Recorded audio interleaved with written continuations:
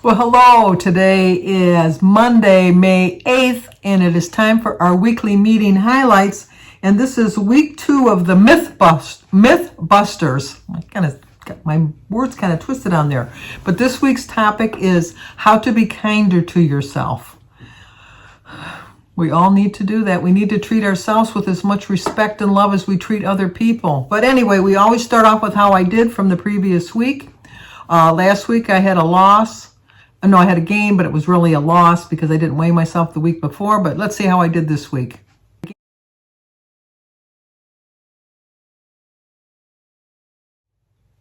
I know I kind of got you a little confused there, didn't I? But anyway, I had a 0.4 gain, which brings my total loss to 65.4. I weighed at 238.8 this morning. It's still inching kind of close to the 240, and that's kind of getting me kind of scared. The 0.4 I'm not really overly concerned about. Yesterday was Mother's Day, and Jim took me out for breakfast, and I had a very high sodium. And I don't know that it's such a high sodium. I had a, which is called a rooster omelet, which is basically a ham and cheese omelet with some shredded potatoes stuffed inside, with some rye toast and a glass of milk. And then for dinner we had sausages. So it was a high sodium day yesterday. So I don't really feel that it was a true gain. I really think I would have had a loss. But I'm living my life, and it was a celebration for Mother's Day. My kids came by. We had a good time. I'm not making excuses. I'm just stating the facts. Just the facts, ma'am. That's just the facts. And by doing that, I'm being kind to myself, knowing that it really wasn't a true gain. It really was, on the scale, it shows a true gain. There's no doubt about that. That was a true gain from on the scale. But I am quite sure if I was one of these people that weighed myself every day, if I was to weigh myself tomorrow, I will see a loss. But I'm going to wait till next Monday, and I'll weigh myself again, and we'll see. So let's just move on from that. My little explanation, because I'm going to stumble over my words. I don't want anybody to get overly concerned. I was eating an apple the other day. Only me. Trying to eat healthy. And I opened up my mouth too wide. I have like there's a name for it, TMJ, I think it's called. Something with your jaw that kind of gets loose. And my jaw on this side, sometimes it goes out of whack. And it takes a couple days before I can get it back into place. And so my overbite, I have a little bit of an overbite because my jaw is not completely back snapped into place just yet. I do have a dentist appointment next Tuesday, so I'm hoping if it's not corrected by then, maybe he'll be able to do something. I don't know. But sometimes as I'm talking, it seems like my mouth kind of overbites and I kind of go into like stumbling. I don't know what the deal is, but it's only been since my jaw kind of got out of line. I'm not concerned. I'm not overly concerned about it. It has happened to me many, many, many times in the past. This too shall pass. It'll go by. I'm not concerned. But like I said, I have a dentist appointment next Tuesday, so if there's a problem, I'll have him address it. But let's get back to the subject matter today. It's how to be kinder to yourself. Real talk. Everyone deals with setbacks. I don't really consider today a setback. It's just a fact of life. That's how I look at it for today. But they're totally normal. The next time you're struggling, pause and think about how you might talk to a friend in the same situation. Now, the problem with going to Weight Watchers for so many years, because I've been going since December 31st, 2016, is we've talked about this subject, it seems, ad nauseum. It seems like we talk about it a lot. But I think it's something that really does need to be brought up and pointed out, because sometimes I think we do forget. There's a lot of new members to Weight Watchers that are WW. I'm never going to get used to calling it WW. But that have never heard this before. And then there's us that have been here for years and years, whether we're still struggling to make our goal or if we've made our goal and we're maintaining. We've heard this subject many, many times before, but every once in a while you do need a quick reminder. So the first thing they tell you to do is imagine your friend feels down because she ate a lot more than she planned. What would you say and what tone would you use? Well, of course you're going to be understanding. Of course you're going to be nice, and you're going to tell her, like things like that happen. Now, I went out to breakfast yesterday. I am still trying to master going out to breakfast and eating healthier. It's a very hard battle for me. I really do try. But I always tend to go back to my favorites. And And even if you go out and order scrambled eggs and you think, oh, I'm being really healthy because I'm going to go and I'm going to order scrambled eggs. I had a friend that was a short order cook. Jim was a short order cook long ago. But I had a friend that was just a short order cook. And what they do in a lot of places, not all places, but I think a lot of places, is to make their scrambled eggs fluffier, they use pancake batter. Okay, you're adding points to your scrambled eggs just by doing that. They also might be using some heavy cream, unless you really ask how they're actually scrambling their eggs. So it is harder, not impossible, to order healthy on a menu. Now, instead of potatoes, I could have ordered some tomatoes, because there's always sliced tomatoes I could have gotten. But I remember one time when Carrie from Weight Watchers with Carrie and her husband Corey and her son Nick had come and spent the night at my house because they were traveling back to Wisconsin. And we went out to breakfast, and Corey had ordered some eggs and tomatoes on the side instead of the hash browns. So there are people out there that really do it. So I should have let that be my inspiration. But I would never use a nasty tone to anybody, especially if I know they're really, really trying. The second thing to do is imagine how you feel down because you ate a lot more than you planned. What would you say and what tone would you use? That's a completely different subject, because if I go off the rails, I'll talk to myself, and sometimes I even say it out loud. Sandy, what are you thinking? Or if at night when I'm going to bed at night and I can't sleep because I overate during the day, why, Sandy, why did you do that? Why? You know you're not going to sleep well. You know you're going to toss and turn. Why did you do that? Why do you do things like that? It's because I'm human. And it's just a memory reflex of how I think that things should be, not how things are. I always think I should be able to eat the way I used to eat and still lose weight. That's in another dream world. It's a world I've never visited, because that planet does not exist, I don't think, in our solar system. I really don't. But it would be nice to be able to eat whatever you want. And we all have that one friend. We all have at least that one friend that can eat whatever they want and never gain a pound. That is not my metabolism. That has never been my metabolism. That will never be my metabolism. So I cannot compare myself to other people. Other people have reached their goals a lot faster than me. Trust me, a lot faster than me. But that doesn't mean that they were more dedicated than me.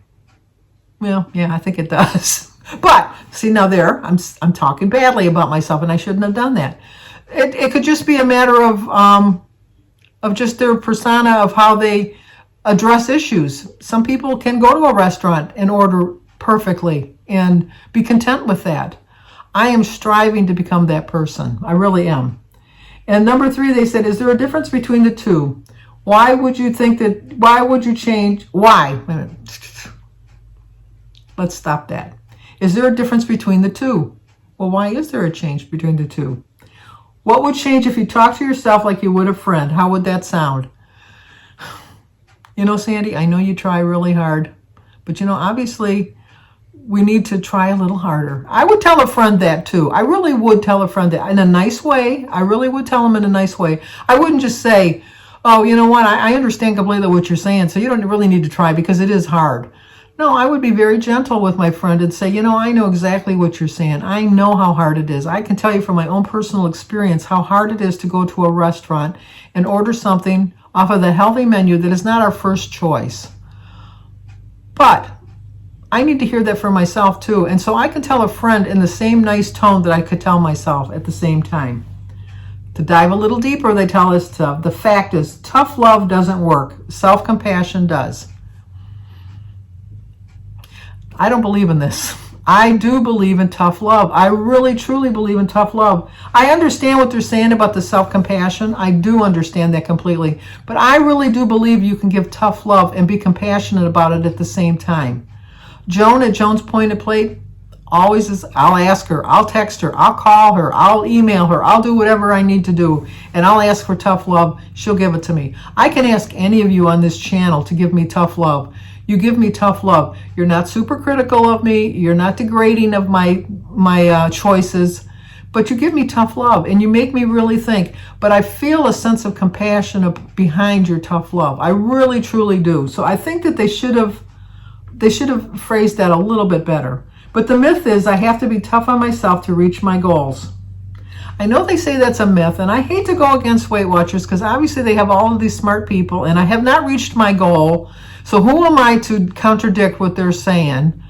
But if I'm not tough on myself to reach my goals, if I give myself too much leeway and I don't make myself accountable, and I don't know that they're saying that in the same sense, but the way I read it is like, I don't need to be accountable. That's the way I read this statement. I don't have to be tough on myself to reach my goals. That's probably not the way they meant it. That's the way I take it. And I have to be tough on myself to reach my goals. I really do. I have to be compassionate. I have to be understanding. I have to be self-aware of my choices of when I'm making them and why I'm making them and why in that particular scenario did I pick that way to go. But I just need to be tougher. I just really do. Imagine how you talk to a loved one who veered off track. Would you lecture them about everything they could have, should have, or would have done wrong, or point out every wrong choice? Probably not. We tend to be our friends' biggest cheerleaders, all the while our own worst critics. But we're all human and we all make mistakes. The truth is, treating yourself with kindness and acceptance is what can help you overcome these obstacles and get you back on track, not tough love. Totally disagree. I totally disagree. I mean, I don't mean to go against Weight Watchers. Please let me know in the comments below if you agree with me or if I'm going wrong. I understand what they're talking about. I understand that you can't, if they mean like tough, like you can't have tough love, like, okay, all right, you big dolt. You went and you ate that piece of cake. You might as well go have another piece of cake. What difference does it make? You've already gone crazy. Then yeah, I agree with them. I don't need that kind of tough love. But if I have the kind of tough love that says, you know what? You had that piece of cake. Did you really need it? But you know you really didn't need it. You had it, move on. Don't beat yourself up about it. Give yourself a little bit of self-compassion, love. Acknowledge that you made a mistake. And then go on. I go on from there. I'm probably messing this topic all up, but I don't know. Instead of responding with judgment and criticism makes you less likely to reach your goals. How you think about it and talk to yourself is the key to moving forward. And don't worry if a complete tone shift doesn't happen overnight. It's going to take a little practice to flex your self-compassion muscles. Right now, it's all about noticing how you talk to yourself and others so you can make a change. I understand that part about it. I really do understand, because I do feel that I need to be a little bit more forgiving of myself when I make a mistake. But I also have to give myself a little bit of tough love to remind myself, you know what, you did make a mistake. I'm really sorry that you made that mistake. But you know you can do better. You know you can do better. You know you will do better. You know you have done better.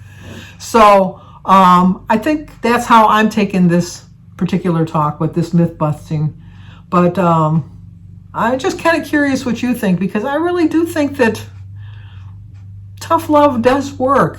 Sometimes you just got to suck it up, buttercup. You really do. And I know that that's not what they're trying. I know how they're trying to convince us that we have to be self-compassionate. I understand that. But nobody said that you can't give tough love without being compassionate at the same time. I think that that's an issue they should address. My own personal opinion. Once again this week, they didn't give a recipe. I don't know if they got tired of hearing people complain about their recipes that had so many ingredients that you've never even heard of, or things that you don't have on your shelf, or people just in general complaining about the recipes they're coming up with.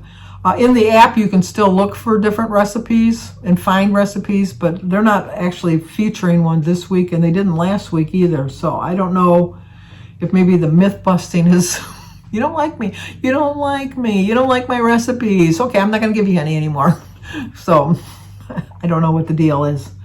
But anyway, a 0.4 gain, which, not that I'm happy with, but I realized it wasn't a true gain. A little 0.4 gain to me is just a little bit of a sodium gain.